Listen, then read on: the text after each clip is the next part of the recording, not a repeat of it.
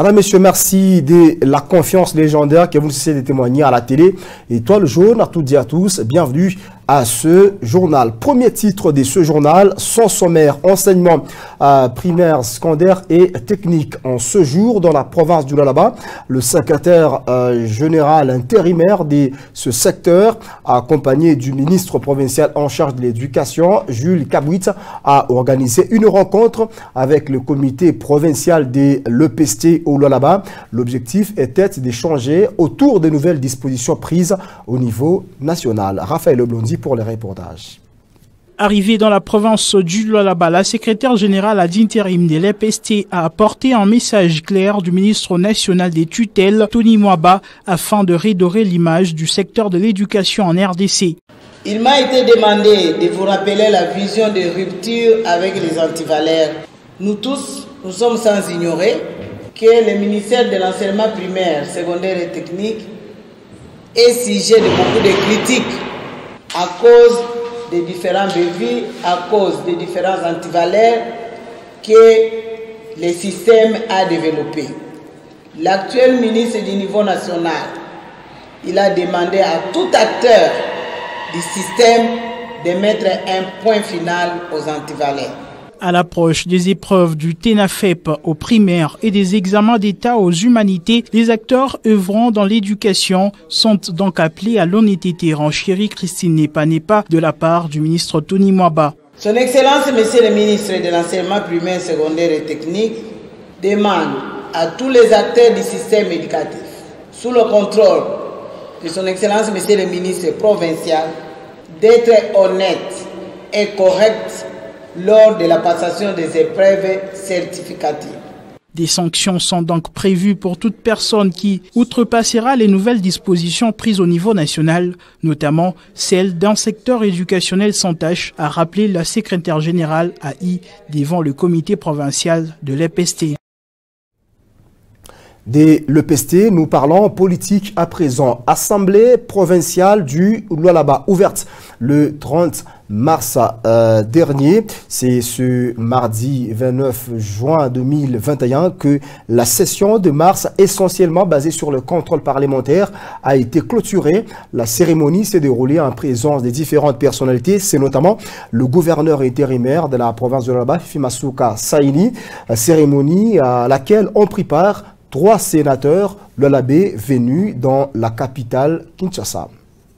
La session des mars a été plus mouvementée à l'Assemblée provinciale du Lualaba. Les députés ont fait la ronde dans plusieurs ministères et quelques services étatiques pour les contrôles parlementaires. Cet exercice était un succès, précise les premiers des élus dans son discours circonstanciel des clôtures.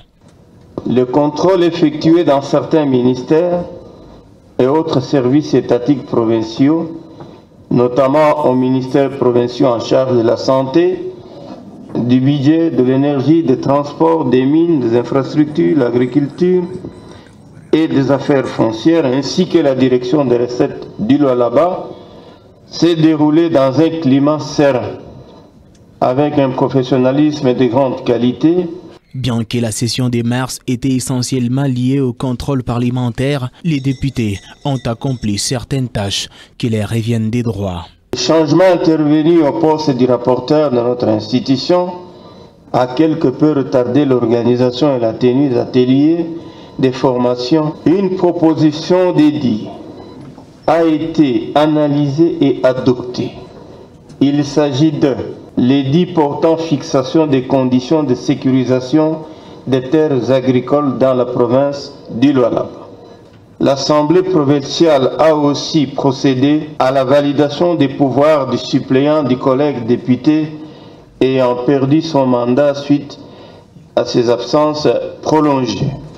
Une session extraordinaire pourra être convoquée, a précisé l'honorable Louis Kamweni Tumbu Matayila. Entre-temps, les députés entament les vacances parlementaires, une étape décisive où les élus récoltent les désidérata de leur base. De la politique, on parle de la collecte de fonds en faveur des sinistrés du volcan à Goma, province du Lualaba toujours. Cette opération initiée par le gouverneur intérimaire de la province du Lualaba, Fifi Masuka Saini, se poursuit lundi tard dans la soirée. Le directeur général des 6 communes, accompagné d'une grande délégation, a remis un chèque de 50 000 $ américains en faveur en marge de cette opération initiée dans la province du Lualaba.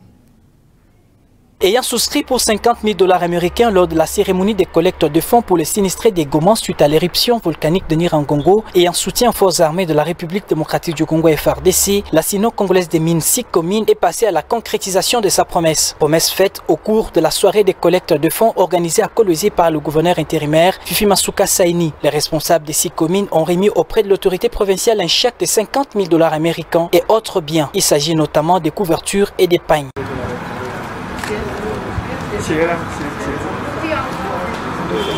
Masuka Saini a remercié les responsables de cette entreprise pour les gestes posés tout en invitant les autres à emboîter les pas. Quand on entend avec les oreilles, mais le cœur entend plus que ça. C'est ça l'extra. Il continue à nous aider. Nous ne pouvons dire que merci au CEO des SICOMINE qui a encore le cœur pour tous les enfants, pour toutes les familles de Goma. Et au nom du chef de l'État, nous disons à la société SICOMINE merci de tout cœur, qu'il continue à faire du bien, qu'il continue à être aux côtés du peuple congolais et que ce contrat puisse engendrer de fruits comme ça a commencé. Nous sentons que SICOMINE est là. À l'exemple de SICOMINE qui a entendu avec les cœurs de parents, que les autres sociétés aussi puissent sentir cette peine que nous sentons, qu'ils puissent venir en aide à toute la population de Goma. Quand nous regardons les images, ça fait toujours mal au cœur de voir ce qui se passe là-bas. Bien avant cette remise, une maquette a été présentée à l'autorité provinciale pour la construction d'une école technique à la cité Jekamine de Kapata par l'entreprise SICOMINE. 30 juin 1960, 30 juin 2021, cela fait 61 ans, jour pour jour, que le Congolais célèbre la fête de l'indépendance. L'officialisation de cet événement, mais aussi la joie de tous les Congolais, voilà les temps forts ayant marqué la veille de cette date fatidique. La souveraineté nationale et internationale était reconnue aux Congolais ce jour-là. 61 ans après, l'indépendance de la RDC n'a pas été spontanée. Donc on a reconnu aux Congolais ce qu'on appelle la souveraineté nationale et internationale. Cet événement prend ses racines dans les lointains. Donc la lutte pour l'indépendance a commencé, si on peut le dire, à partir du moment où les Congolais se sont rendus compte qu'il y avait injustice de la part de celui qui était venu avec plein de fausses intentions et bonnes ou faussement bonnes, en promettant ce qu'on appelait la bienfaisance. Cela n'a pas été facile pour le Congolais, car le Belge, à l'époque, voulait faire du Congo leur propriété privée. Mais ça n'a pas été facile au Congo, pourquoi? Parce que le Congo, pour les Belges, devait être leur propriété. Ils n'ont pas formé l'élite. La devise n'était pas d'élite, pas d'ennui. Le Congolais était formé juste pour écrire, lire et calculer un peu de catéchisme. Donc, pas de maturation politique. La maturité politique pour les Congolais est venue brusquement après la conférence d'Accra, quand Patrice Emery Lumumba a eu à prononcer ces mots. L'indépendance n'est pas un cadeau de la Belgique au peuple congolais, mais un droit fondamental. Commémoration toujours à 52 ans, jour pour jour, depuis que mourait Moïse Kapenda Tshombe, ancien président de la République du Katanga, après la sécession. Moïse Kapenda Tshombe, un homme emblématique à plusieurs facettes. Patient Parker Kabamba. C'est sous la casquette d'un sécessionniste que Moïse Kapen-Tchombe, ancien président du Katanga, a été connu. Cet homme politique a été l'initiateur de la politique des proximités qui sévit actuellement en République démocratique du Congo. Parce que les découpages dont on parle aujourd'hui, qui a fait du Lualaba province pilote, qui a sorti le Lualaba de l'obscurantisme, mais c'est les enseignements de Moïse Kapen-Tchombe, parce que lui a enseigné que l'État qui gouverne le mieux est celui qui gouverne le moins. C'est-à-dire, il faut partager les pouvoirs, que les pouvoirs aillent jusqu'à la base. Certes que l'homme avait une vision pour les pays, mais sa manière de voir les choses était entachée de certaines irrégularités. Son côté faible, je ne sais pas, peut-être, moi je dirais, il a été un peu naïf, parce qu'il a cru à la bonne foi d'autres politiciens. Quand on le fait revenir comme Premier ministre, on l'utilise, la politique du citron, après l'avoir utilisé, après avoir pris les jus, on les jette. C'est peut-être ça son côté négatif, il voulait toujours mettre les gens ensemble, et il en est mort.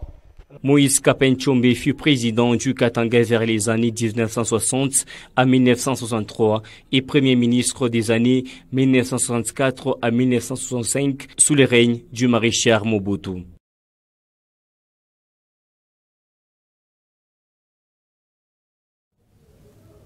Madame, Messieurs, vous le savez, un député de l'Ituri a été interpellé pour atteinte, mais aussi critique publique au président de la République en tant qu'institution.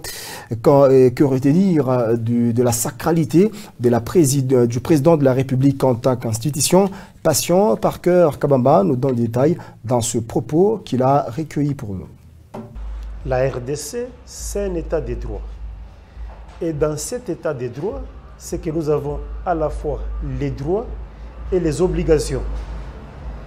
Et lorsque vous voulez utiliser la liberté d'expression, parce que consacrée dans la Constitution de la République, et vous devez tout de suite vous mettre en tête que cette liberté d'expression a des limites infranchissables. Ce n'est pas un océan illimité où vous pouvez tenir n'importe quel propos. Il y a d'autres propos, lorsque vous les tenez, on vous dira que certes, la liberté d'expression existe, mais ici, vous avez outrepassé des limites. Parlons président de la République. Le président de la République, c'est la première institution dans notre pays.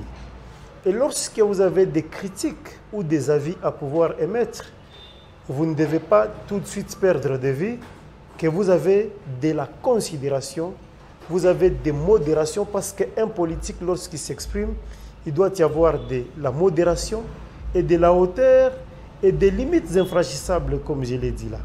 Parce que le député qui a déclaré là, il a déclaré sur des faits qui sont presque réels. Mais tandis que si on doit l'arrêter, non, nous on ne pense pas cela. Il y a des cas qui sont susceptibles d'être arrêtés, que nous nous attendons. Il y a beaucoup de dossiers en justice qui demandent qu'on arrête les gens. Pas parce que quelqu'un a émis son opinion, et puis du coup, parce qu'il a traité le chef de l'État de menteur, alors on doit l'arrêter. Non, c'est pas ça. C'est pas ça la démocratie. Et de la politique, nous parlons économie, à présent hausse de prix des denrées en République démocratique du Congo. Les opérateurs économiques récalcitrants subiront la rigueur de la loi, a annoncé le ministère national en charge de l'économie dans un communiqué officiel condensé. C'est dans ses commentaires. Dans un communiqué publié le lundi 28 juin 2021, Jean-Marie Kalumba Yuma hausse le ton après avoir constaté l'augmentation de prix de produits de grande consommation. Alors que le taux d'échange par rapport aux devises étrangères reste stable, a-t-il indiqué dans ses communiqués. Jean-Marie Yuma met en garde les opérateurs économiques et rappelle la punition à ceux qui iront à l'encontre de la loi numéro 18/02 du 9 juillet 2018. Malgré que la Fédération des entreprises du Congo CongoFEC n'est pas enthousiasmé à cette idée. L'Association congolaise pour l'accès à la justice, ACAJ, appelle le gouvernement à matérialiser les mesures portant résolution de prix de produits surgelés. Selon cette ONG, cela combattra l'insécurité alimentaire dont fait face la RDC. Lors du Conseil de ministres dernier, le gouvernement avait annoncé que les efforts ont été fournis pour parvenir à un prix juste à Kinshasa concernant le produit surgelé. On parle sport avant de terminer complètement ce journal sur votre télévision. Finale, 56e édition de la Coupe du Congo de football. Deux équipes s'affrontent ce mercredi 30 juin 2021 au stade de Martyrs de la Pentecôte. Il s'agit des Motema Pembe et Sa Majesté Sangabalende. Un match aux grands enjeux. Je vous propose cet élément de Nice Mangassa. Sa Majesté Sangabalende contre Daring Club Motema Pembe, une finale entre deux clubs ayant connu le même parcours en Vodacom Ligue 1 cette saison. Les deux clubs étaient respectivement 5e et 6e classés. Leur parcours en Coupe du Congo de football a été divergent. Deschamps a connu un sans faute 4 victoires en autant de matchs. Quant à Sangabalende, le parcours a été mi-fugue, mi-raisin, une défaite et 3 victoires. En préliminaire, Balende a battu Bazano 2-1. Au deuxième tour, Sangabalende a éliminé Lupopo au tirs au but 4-5 et en demi-finale, le club de Mbujimayi a pris sa revanche sur Don Bosco par une victoire d'un but à 0. Les Saints et Or du Kassai, avant d'être repêchés pour les demi-finales, ils ont perdu en quart de finale contre Don Bosco aux tirs au but. DCMP ou Sangabalende, les vainqueurs de cette 56e édition de la Coupe du Congo, va succéder à Maniema Union d'Ikindu, champion en titre depuis 2019, faute des compétitions en 2020 suite à la pandémie du Covid-19. Fin de ce journal, Madame, Messieurs, merci à vous de nous avoir suivis et très bonne célébration du 61e anniversaire de la fête d'accession à la souveraineté tant nationale qu'internationale.